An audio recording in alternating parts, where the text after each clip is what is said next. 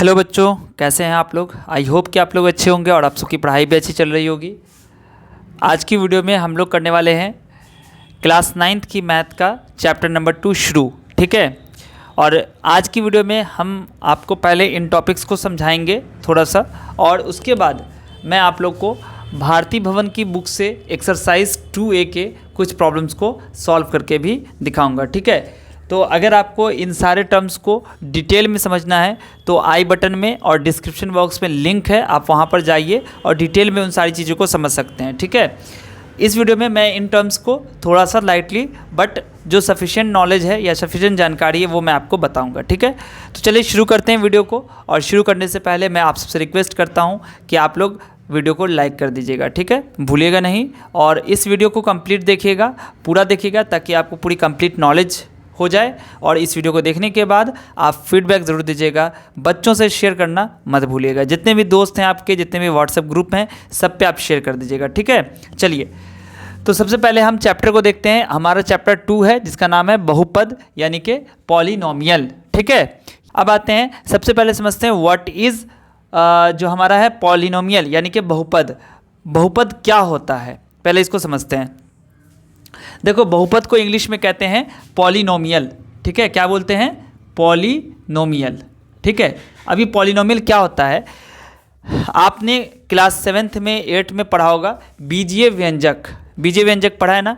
बीजीय व्यंजक क्या होता है? तो बीजीय व्यंजक यानी कि अलजेब्राइक एक्सप्रेशन किसे कहते हैं?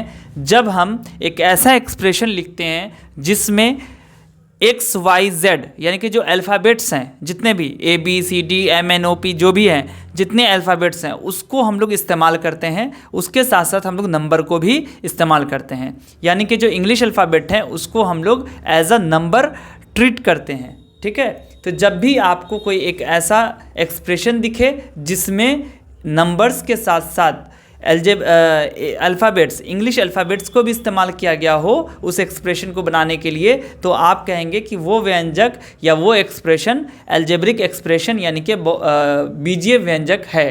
ठीक है, अब बीजीय व्यंजक में भी अलग अलग प्रकार होते हैं।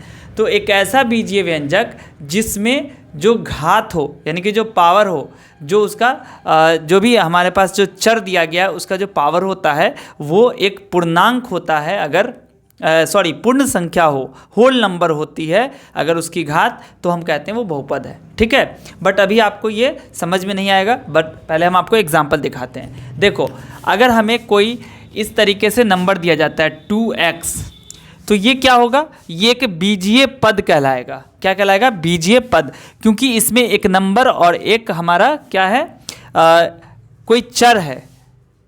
ये क्या है? चर है, मतलब इसकी वैल्यू हमें पता नहीं है या इसकी वैल्यू फिक्स नहीं है, तो इसको कहते हैं चर। तो एक चर और एक कोई संख्या है जो फिक्स है कि भाई इसकी वैल्यू 2 ही होगी, इसकी वैल्यू चेंज नहीं होगी। तो एक चर और एक अचर, इन दोनों का जो गुणनफल हमने किया, गुना किया हमने, तो ये हमारा क्या बन गया? एक बीजीय पद बना। ठीक है, अब इसी तरीके के और भी बीजीय पद हम बना लेते हैं और उन सब को अगर हम जोड़ते हैं, ठीक है, जैसे ये 2x हो गया, हमने लिखा 4y, ये भी एक बीजीय पद है, ये भी एक बीजीय पद है। तो ये जो हमारा बन गया ना, ये 2x + 4y, ये क्या बन जाएगा हमारा? ये बनेगा बीजीय व्यंजक। ठीक है, अब बीजीय व्यंजक जिसका पावर यानी कि जो इसका घातांक हो, घातांक अगर एक पूर्ण संख्या होगी, पूर्ण संख्या मतलब कि 0 से लेकर आगे तक, अगर इसके पावर में 0, 1, 2, 3 या कुछ भी ऐसी संख्या होती है, तब हम कहेंगे कि वो एक बहुपद है। लेकिन अगर से इस पर अगर मान लो हमने देखा कि 0 के पहले होता है -1, जो कि हमारी पूर्ण संख्या नहीं है, तो अगर से -1 अगर पावर में हो गया, देन ये हमारा बहुपद नहीं होगा, ये हमारा पॉलिनोमियल नहीं होगा। बात क्लियर हो गई कि आपको बहुपद कैसे पहचानना है, कि बस ये देखना है कि जो चर है हमारा, उसके ऊपर पावर क्या है, उसके ऊपर घातांक कितना है। अगर उसका एक्सपोनेंट आपको कोई भी अगर पूर्ण संख्या है तब तो वो बहुपद होगा, अदरवाइज वो बहुपद पॉलिनोमियल नहीं होगा। ठीक है, बात क्लियर हो गई। नेक्स्ट हमारा पद, तो पद तो मैंने समझा दिया। अगर मान लो कि ये हमारा एक बहुपद है, सपोज दैट ये, तो इसमें पद कौन होंगे, एक पद हमारा ये हो जाएगा और एक पद हमारा ये हो जाएगा, दो पद हो गए। अगर हमने यहाँ पर आपको दिया 4x माइनस वाई, तो यहाँ पर क्या हो जाएगा, यहाँ पर भी दो पद हो जाएंगे, एक पद आपका 4x हो गया और एक पद आपका माइनस वाई हो गया, और दोनों पद यहाँ पर किससे जुड़े हुए हैं, प्लस यानी कि जोड़ के निशान से। ठीक है, आप कहेंगे सर यहाँ तो माइनस लिखा हुआ है, बट ये हमारा एक टर्म हो गया, ये हमारा क्या है, एक पद है। ठीक है, क्लास 7th की मैथ में आपने बहुत अच्छे से इसको क्लियर किया है। ठीक है, अब आते हैं गुणांक क्या होता है। तो गुणांक कहते हैं जैसे ये हमारा चर है और उसके पहले जो यहाँ पर ये नंबर लिखा हुआ है ना, ये हमारा कहलाएगा गुणांक। ठीक है, ये हमारा है कॉफिशिएंट। गुणांक को इंग्लिश में कहते हैं कॉफिशिएंट। कभी कभी क्या होता है, जैसे हमने लिखा है यहाँ पर 2xy, ठीक है, तो यहाँ पर गुणांक क्या है हमारा 2, इसको हम लोग कहते हैं न्यूमेरिकल कॉफिशिएंट, सांख्यिक गुणांक कहते हैं। ठीक है, यानी कि जो हमारा नंबर है ये गुणांक है, ये कॉफिशिएंट कहलाएगा, लेकिन किसका, एक्स वाई का। तो एक्स वाई का गुणांक है। अब अगर हम कहेंगे कि वाई का गुणांक क्या हो जाएगा, तो वाई का गुणांक जो होगा वो हो जाएगा 2x, और एक्स का गुणांक कितना हो जाएगा, एक्स का गुणांक क्या हो जाएगा, 2y हो जाएगा। ठीक है, लेकिन जनरली अगर आपको क्वेश्चन दिया जाता है एग्जाम के अंदर और पूछा जाता है कि इस पद का गुणांक क्या है, तो आप कहेंगे 2। ठीक है, लेकिन अगर आपसे कोई एक चर का पूछ लिया जाए कि y का गुणांक कितना है, तो y को हटा दीजिएगा, बाकी जो बचेगा वो आपका गुणांक हो जाएगा, कॉफिशिएंट हो जाएगा। ठीक है, अगर आपसे पूछा जाएगा कि इसका गुणांक क्या है, तो भाई यहाँ पर तो कोई भी नंबर नहीं है, तो आप क्या बोलिएगा, यहाँ पर गुणांक इसका 1 है। 1 गुणांक को हम लोग लिखते नहीं हैं। लेकिन अगर यहाँ पर माइनस लग गया तो हम लोग क्या कहेंगे कि भाई x का गुणांक -1 होगा। बात क्लियर हो गई। चलिए, अब हमारा ये सारा टर्म क्लियर हो चुका है। अब आते हैं घात। घात क्या होता है, तो देखो घात दो चीज़ में हम लोग लेते हैं। एक तो हमारा हो गया, जैसे मान लो कि 2x² है, ठीक है, तो या फिर मान लो 4x है। इस तरीके से जो एक पद है हमारा, इस बीजीय पद का अगर घात पूछा जाएगा तो आपके क्या बताएगा कि देखो इसके ऊपर कितना है, पावर 1 है, तो इसका घात यानी कि जो डिग्री होगा वो होगा 1। ठीक है, और इसका ये जो 2x² है, इसका घात क्या हो जाएगा, इसका डिग्री क्या होगा, तो इसमें देखो ये 2 है और इसमें कितना है 1, तो 2 + 1 कितना हो गया 3, तो इसका क्या हो जाएगा 3 हो जाएगा। बात समझ में आ गई। यहाँ पे कैसे घात निकालेंगे, जब आपको सिंगल टर्म दिया रहेगा, सिंगल एक ही पद दिया रहेगा, तो आप ऐसे निकालेंगे। लेकिन अगर से आपको इस तरीके से आ जाता है कि 4x3 - 2x² + 9y है ना, और इसका कहेगा आपको कि घात बताओ कितना है, तो आपको क्या करना है कि ये देखना है आपको सबसे बड़ा घात कितना है, घातांक कितना है। तो यहाँ तो 3 है, यहाँ 2 है और यहाँ क्या है, कुछ नहीं, मतलब 1 है। तो हम कहेंगे कि इसका घात कितना हो जाएगा, 3 हो जाएगा। ठीक है, लेकिन कभी कभी क्या होता है कि आपको इस तरीके से आ जाएगा 4x² + 3xy, ठीक है, + 9x, ऐसे आ जाएगा। तो अब कहेगा इसका घात बताओ, तो आपको क्या करना है, पहले देखना है कि घात यहाँ पर सबसे ज़्यादा कौन है, तो सबसे ज़्यादा 2 है ना, तो हम क्या करेंगे, इस दोनों को जोड़ देंगे, यानी कि 2 + 1 यानी कि 3 हो जाएगा। इसका घात क्या हो जाएगा, का घात 3 हो जाएगा। बात समझ में आ गई। चलिए, तो हमारा घात भी क्लियर हो गया कि जो मैक्सिमम पावर होता है उसको हम लोग डिग्री या फिर घात बोलते हैं। अब आते हैं प्रकार। तो प्रकार क्या है, तो बहुपद के प्रकार। तो देखो उसके डिग्री के हिसाब से टाइप्स अलग होते हैं, और उसके पद के हिसाब से, उसके टर्म के हिसाब से उसके अलग अलग टाइप्स होते हैं। ठीक है, मैं आपको नाम बताता हूँ और उसका एग्जाम्पल भी देता हूँ। अगर हम घात के हिसाब से देखेंगे यानी कि डिग्री के हिसाब से देखेंगे, तो पहला आपका हो जाएगा रैखिक, यानी कि इंग्लिश में बोलते हैं इसको लीनियर। यानी कि अगर डिग्री 1 है, यहाँ पे लिख लो, अगर डिग्री 1 है, घात अगर 1 हो तो क्या हो जाएगा, रैखिक यानी कि लीनियर। घात अगर 2 होगा तो उसको बोलेंगे हम लोग द्विघातीय, इंग्लिश में बोलेंगे क्वाड्रेटिक। उसके बाद अगर घात 3 है तो वो हो जाएगा आपका त्रिघातीय, यानी कि क्यूबिक, इंग्लिश में हो जाएगा क्यूबिक। इसका एग्जाम्पल क्या हो जाएगा, 2x प्लस 9। देखो इसमें घात कितना है, 1 है, तो ये आपका लीनियर यानी कि रैखिक हो जाएगा। अगर हम लिखते हैं 3x square minus 4x plus 9, तो देखो यहाँ पर घात कितना है, 2, इसलिए ये हमारा क्या हो जाएगा, द्विघाती हो जाएगा।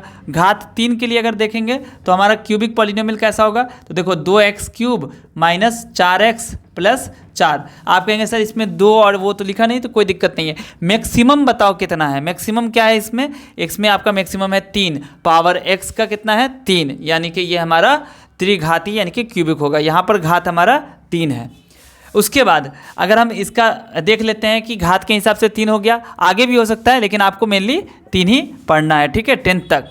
उसके बाद आते हैं इसी में प्रकार में के पद के हिसाब से, टर्म के हिसाब से।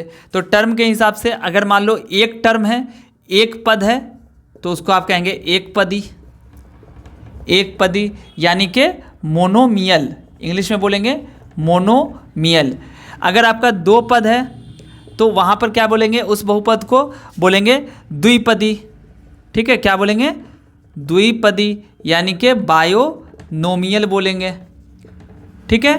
उसके बाद अगर 3 पद हो गया तो 3 पद वाले को त्रिपदी बोलेंगे, या फिर इंग्लिश में इसको बोलेंगे ट्रिनोनोमियल, ठीक है।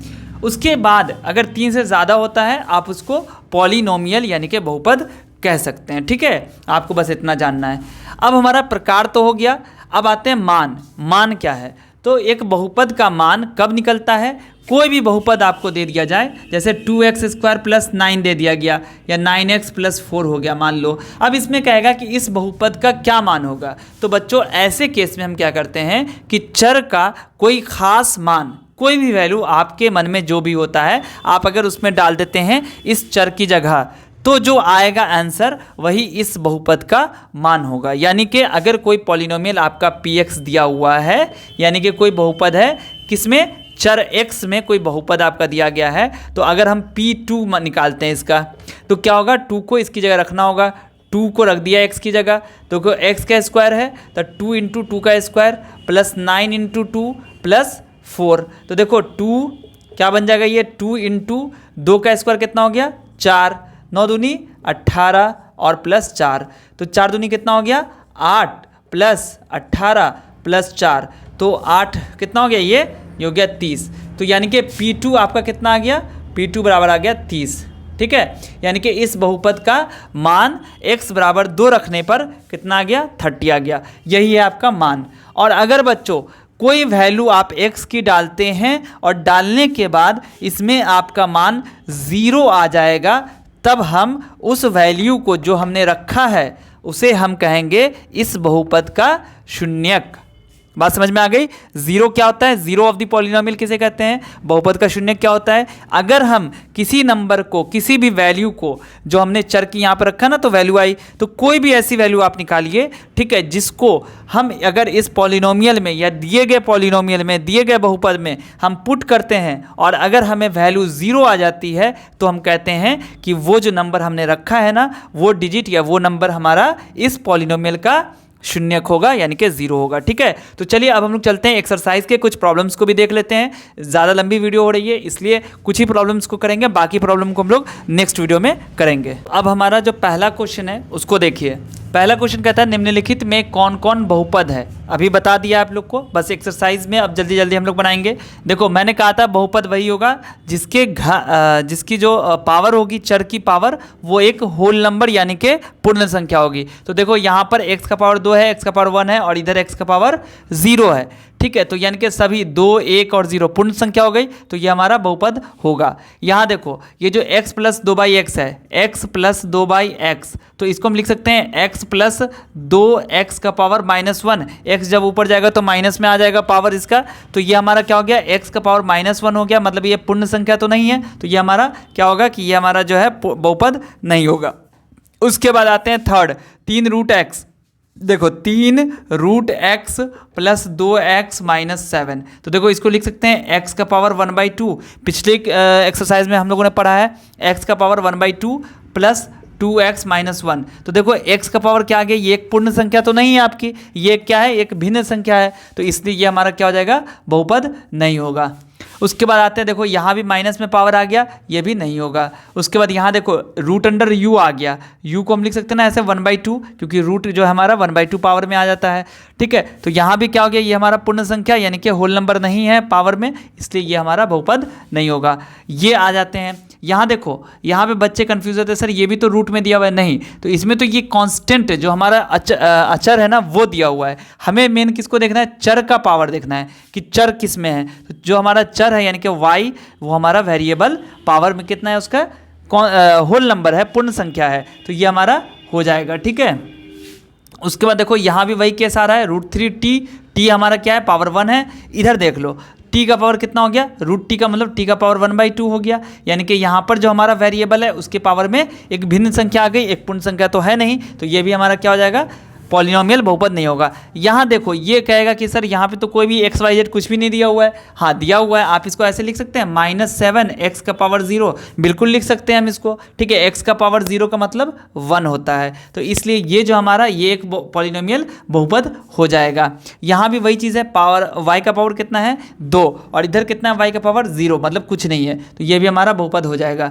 यहाँ भी देखो x का पावर 2, x का पावर 1 और x का पावर कुछ नहीं, मतलब ये भी हमारा बहुपद हो जाएगा। और तो आपको कुछ है नहीं। चलो सेकंड क्वेश्चन की तरफ अब हम लोग चलते हैं। क्वेश्चन कहता है निम्नलिखित कथनों में सत्य कथन को 100 एवं असत्य कथन को अ से व्यक्त कीजिए, यानी कि जो सही है उस पर 100 लिखना है वहां पर, और जो गलत है उस पर अ यानी कि असत्य लिखना है। देखो पहला क्वेश्चन कहता है 9x³ प्लस √5x माइनस √7 वास्तविक संख्याओं पर बहुपद है। तो वास्तविक संख्याएं क्या होती हैं, उसमें परिमेय और अपरिमेय दोनों आ जाता है ना।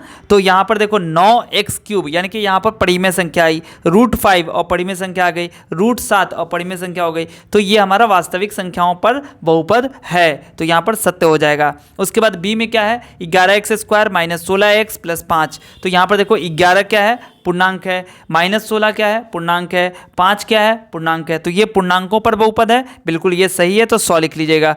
उसके बाद सी कहता है 1/2x4, आप सब अपनी अपनी किताब में देखिए, क्वेश्चन देखिएगा, 1/4x4 माइनस 3/7x प्लस 3 पूर्णांकों पर बहुपद है। देखो यहाँ पूर्णांक तो है नहीं, 1/2 क्या है आपका, 1/2 आपका परिमेय संख्या है, ठीक है। -3/7 क्या है, ये भी परिमेय संख्या है, तो हम कहेंगे कि ये पूर्णांक पर बहुपद नहीं है, ये असत्य हो जाएगा, ये परिमेय संख्या पर कह सकते हैं। उसके बाद है √3x², √3x², यहाँ √3 परिमेय संख्या है या अपरिमेय है, ये तो अपरिमेय संख्या है, तो यहाँ पर अपरिमेय संख्याओं पर ये बहुपद है, लेकिन यहाँ पर कह रहा है परिमेय संख्याओं पर, तो ये भी असत्य हो जाएगा। उसके बाद ई में है x³ - 5 परिमेय संख्याओं पर बहुपद है, x³ - 5, तो हम इसको लिख सकते हैं ऐसे 1/3 लिख सकते हैं -5, यानी कि ये हमारा क्या आ गया, परिमेय संख्या आ गई, तो हम कहेंगे कि ये परिमेय संख्याओं पर आधारित बहुपद है, तो ये हमारा क्या हो जाएगा, ये हमारा हो जाएगा सत्य हो जाएगा। उसके बाद है √7x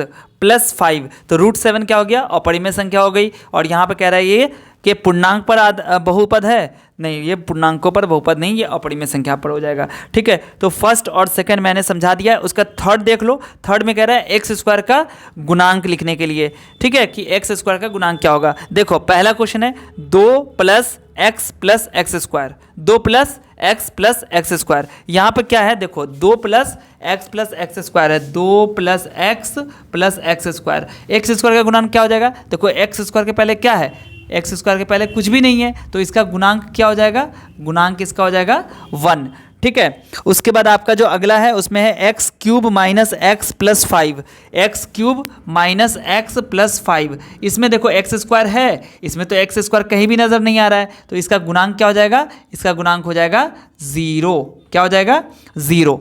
उसके बाद आपका है π/2x² + x, π/2x² + x, तो यहाँ x² का गुणांक क्या है, यहाँ x² का गुणांक π/2 हो जाएगा, ठीक है, यानी कि x² के पहले कौन है, π/2, तो आप इसमें लिखिएगा गुणांक π/2 है। उसके बाद है 4 - x², 4 - x², देखो x² के पहले क्या है, तो ये माइनस लगा हुआ है, मैंने आपको बताया था कि माइनस जब इस तरह के साथ आता है तो आप कहेंगे -1 इसका गुणांक है, ठीक है। उसके बाद आपका है 6, तो 6 में क्या है, देखो यहाँ पर तो बोर्ड मेरा पूरा भर चुका है 6, तो 6 का गुणांक 6 में एक्स स्क्वायर का गुणांक कितना है? तो यहाँ एक्स स्क्वायर है नहीं, एक्स स्क्वायर, तो एक्स स्क्वायर का गुणांक यहाँ पर 0 हो जाएगा। ठीक है बच्चों, समझ में आ गया। चलिए इसके बाद जो आपका है क्वेश्चन नंबर 4 में कहता है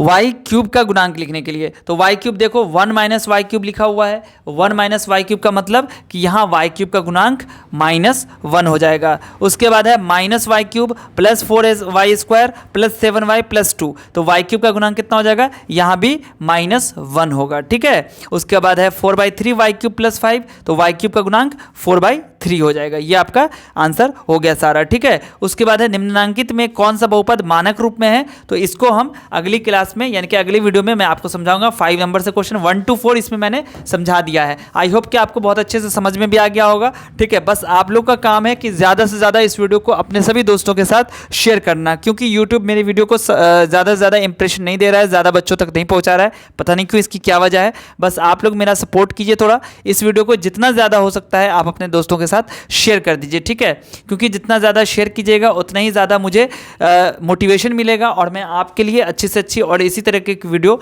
मैं आपके लिए बना के वीडियो मैं आपके लिए अपलोड करूंगा। ठीक है, तो आप इस वीडियो को जल्दी जल्दी शेयर कर दीजिए। और अगर एनसीईआरटी आप बनाते हैं तो एनसीईआरटी की प्लेलिस्ट बनी हुई है, आप वहां पे जाके चेक कर सकते हैं। ठीक है, और आपको और किसी भी सब्जेक्ट की वीडियो चाहिए तो आप मुझे कमेंट सेक्शन में बता सकते हैं। इस वीडियो से रिलेटेड कोई भी डाउट हो आप मुझे कमेंट में या फिर मेरे इंस्टाग्राम पर आप मैसेज करके बता सकते हैं। मेरा इंस्टाग्राम हैंडल आपको शो हो रहा है, इसको आप लोग यहाँ पर जाइए, इंस्टाग्राम पर आप मुझे फॉलो करके वहाँ पर आप मुझे मैसेज कर सकते हैं। ठीक है, और मिलता हूँ फिर आपसे अगली वीडियो में। तब तक आप सब अपना ध्यान रखिए। वीडियो देखने के लिए आप सभी का बहुत बहुत शुक्रिया।